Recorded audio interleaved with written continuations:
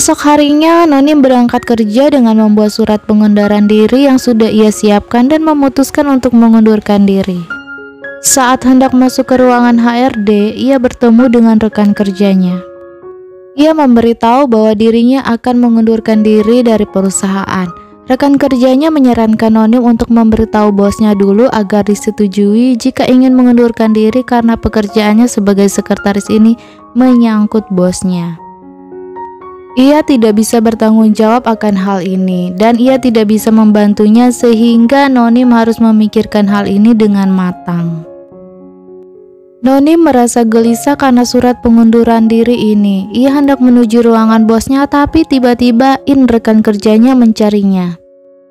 In memberitahu jika ia mencarinya untuk mendiskusikan proyek mereka karena bos sudah setuju jika Nonim akan bergabung ke pemasaran produk.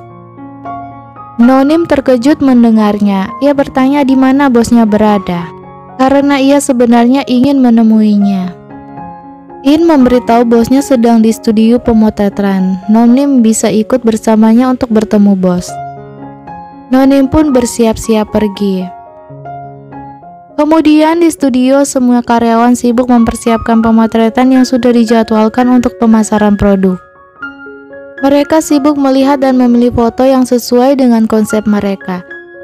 Setelah beberapa foto didapatkan, Koji merasa model yang dipilih oleh Tuan Mak tidak sesuai konsep mereka. Koji meminta model tersebut untuk berpose lebih ke J-pop sesuai konsep. Tapi model tersebut justru meminta Koji untuk menemani dirinya seperti dulu. Koji melepaskan tangan model itu dari bahunya. Kemudian menghentikan pemotretan dan istirahat. Tuan Mak menanyai Koji apakah model yang dia pilih ini bagus untuk pemasaran dan apakah model itu tipenya. Koji menjawab bahwa model itu bekerja dengan baik tapi tidak sesuai konsep mereka. Tapi dia adalah model pilihan klien jadi mereka tidak bisa menolaknya. Tuan Mak mengatakan apakah ini alasan Koji mengizinkan Nonim jadi koordinator proyek dengannya. Artinya Koji tidak masalah jika Nonim bekerja dengannya.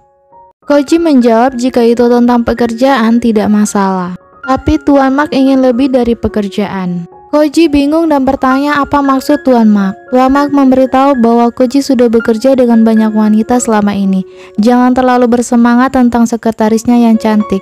Memang benar dia berbakat, tapi dia tidak berbeda dengan gadis lain yang mendekati bosnya hanya untuk uang. Mendengar itu, Koji langsung marah dan memberitahu jika Nonim yang ia kenal bukanlah orang seperti itu. Dan dia juga bukan laki-laki yang menjalin hubungan dengan wanita hanya untuk bersenang-senang seperti Tuan Mak. Lalu Koji pergi melanjutkan pekerjaannya. Kemudian Nonim tiba di studio, tapi ia sangat takut jika bosnya tidak mengizinkannya. In menyuruhnya untuk tidak khawatir karena Nonim sudah menjadi bagian dari proyek ini dan In nanti akan membantu Nonim. Kemudian mereka masuk ke dalam ruangan. Nonim memberi salam kepada karyawan di sana yang terlihat sibuk mempersiapkan pemotretan. Kemudian Nonim dan In menyapa Hasobe dan bosnya. Ini adalah pertama kali Nonim datang ke studio pemotretan, ucap Hasobe menyemangati Nonim. Kemudian Tuan Mak menghampiri mereka. Mereka melihat hasil pemotretan yang dilakukan beberapa kali dan Tuan Mak merasa tidak puas dengan modelnya. Dia menginginkan model yang lebih ke Jepang vibes karena konsep mereka dan model kali ini tidak seperti itu. Tuan Mak meminta mereka untuk mengganti modelnya dalam waktu 1 jam. Ini kalau tidak ia akan membatalkan kontrak mereka. Koji dan lainnya merasa sangat terkejut dan bingung karena mereka sudah mengeluarkan dana untuk pemotretan ini sehingga mereka tidak boleh membatalkan kontrak. Model Boyfriend terlihat sangat kecewa lalu pergi.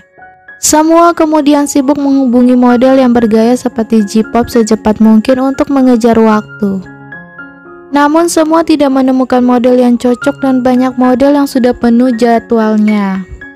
Noni mencoba mengusulkan idenya tapi Koji menyuruhnya untuk diam dan tidak ikut campur akan hal ini karena ia bisa mengatasinya dan bertanggung jawab. Nonim kemudian keluar.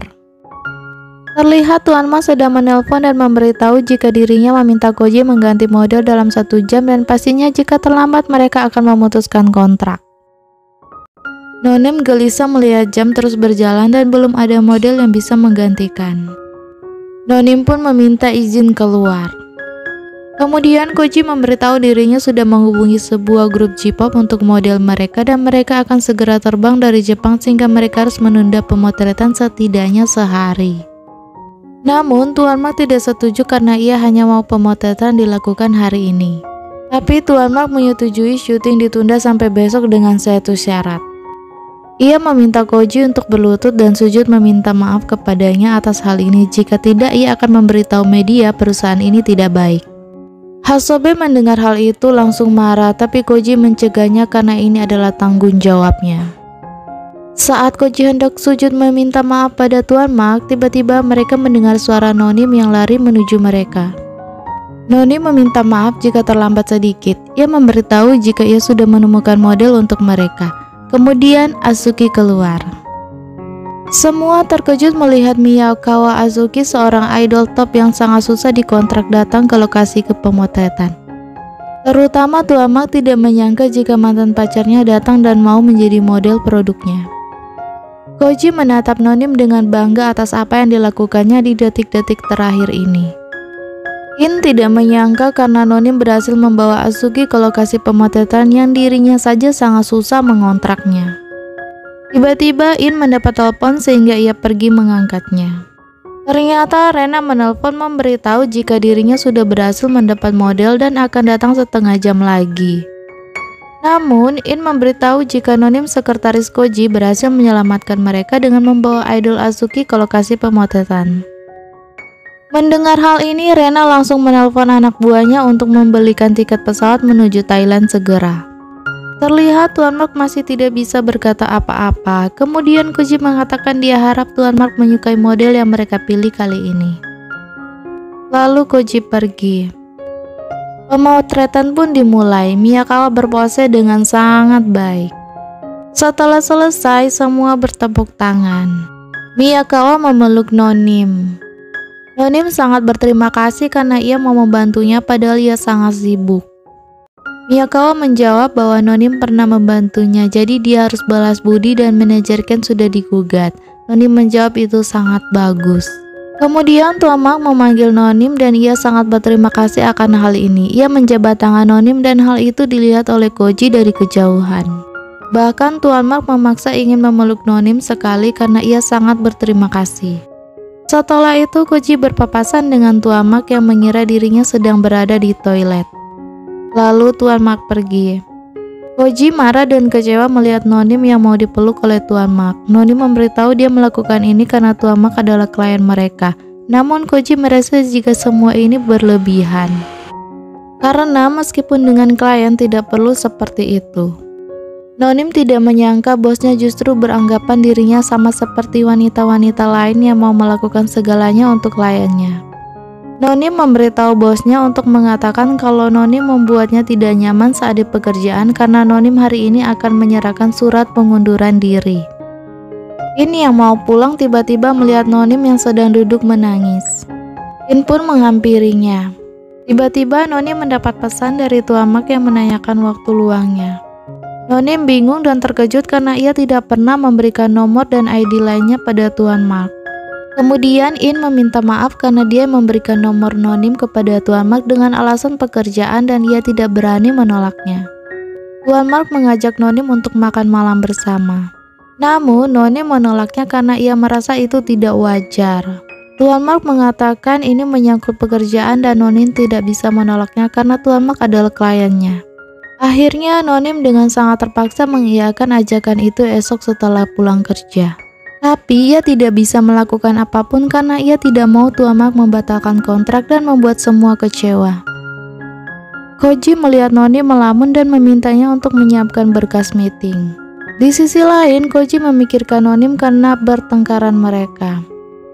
Saat sedang istirahat, Nonim membuat kopi dan melamun dan itu dilihat oleh Hasobe. Hasobe bertanya apa Nonim stres karena bosnya memberinya tugas yang berat.